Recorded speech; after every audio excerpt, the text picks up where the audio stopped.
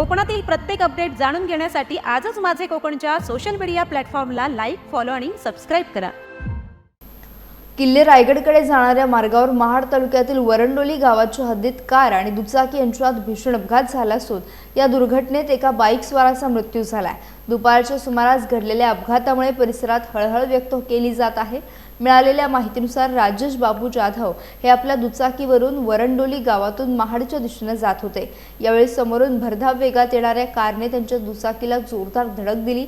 ही धडक इतकी भीषण होती की राजेश जाधव गंभीर जखमी झाले।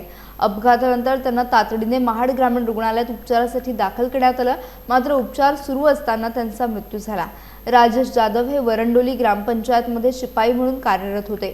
त्यांच्या निधनामुळे गावात शोककळा पसरली आहे। दरम्यान मृतदेह शवविच्छेदनासाठी महाड ग्रामीण रुग्णालयात ठेवण्यात आला असून महाड पोलीस या प्रकरणाचा पुढील तपास करत आहेत।